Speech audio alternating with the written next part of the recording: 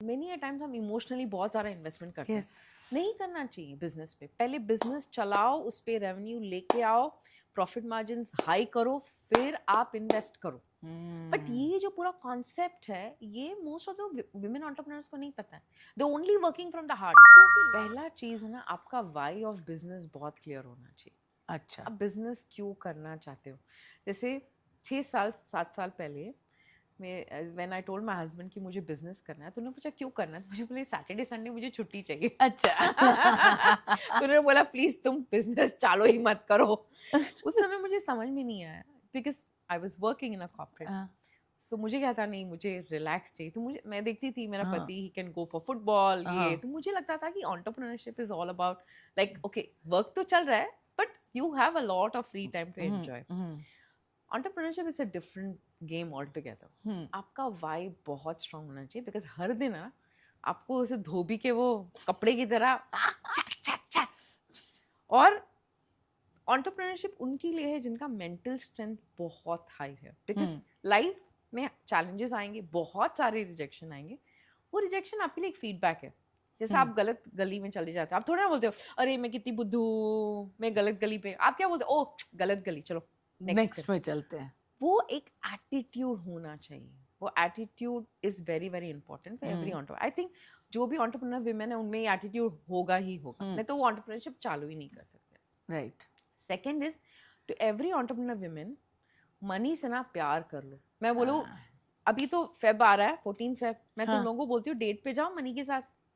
So cute. कब गया आप डेट के? Very good idea. मनी के साथ डेट डेट पे जाओ. मनी के साथ स्पेंड टाइम करो. कभी बात ही नहीं किया, मनी को भी पूछो कि मनी क्या चाहते हैं आपसे, आप क्या चाहते हो मनी के साथ.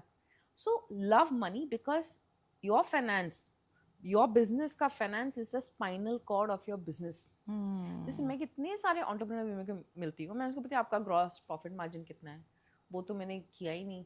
ओके आपका टर्नओवर कितना है, वो तो पता नहीं. हाँ हम लोग ये करते हैं. मैं बोला वो सब ठीक है, आप नंबर्स पे मुझे बताओ, आपके एमआईएस दिखाओ. एमआईएस मेंटेन नहीं होता है, नंबर्स के बारे में पता नहीं है. अब मैं बोलती हूँ आपका बिजनेस कंटिजेंसी कितना है, वो क्या होता है. आप सैलरी खुद लेते हो, नहीं कोई महीना लेती हो कोई महीना नहीं लेते. ये मैं बोला ऐसे बिजनेस होने चलेगा. And the aspiration is 100 crores and they have the stuff also. उनमें वो है कैपेबिलिटी.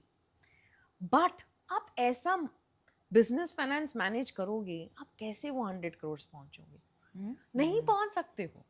सो विमेन को लगता है कि चलो पैशनेट हो गया, हार्ट से काम करे. हार्ट एंड ब्रेन दोनों काम करना है, दोनों को लाना दोनों का. जरूरी आप है. कॉर्पोरेट में हो ठीक है, आप नहीं भी करोगे बट आपका बिजनेस आप पे टिका हुआ है. यदि आपको आपके बिजनेस के नंबर्स पता नहीं है, आपको आप बिजनेस पे कैश फ्लो को कैसे आप उसको बेटर बना सकते हो, बिजनेस में क्या क्या मनी रिलेटेड रिस्क है, आप उसमें कैसे उसको ये किया, कहाँ पे लोन लेना चाहिए, कहाँ पे नहीं लोन लेना चाहिए, कहाँ पे इन्वेस्ट करना चाहिए. मेनी टाइम्स हम इमोशनली बहुत सारा इन्वेस्टमेंट करते हैं. नहीं करना चाहिए बिजनेस पे. पहले बिजनेस चलाओ, उस पे रेवेन्यू लेके आओ, प्रॉफिट मार्जिन हाई करो, फिर आप इन्वेस्ट करो. बट ये जो पूरा कॉन्सेप्ट है, ये most of the women entrepreneurs को नहीं पता है.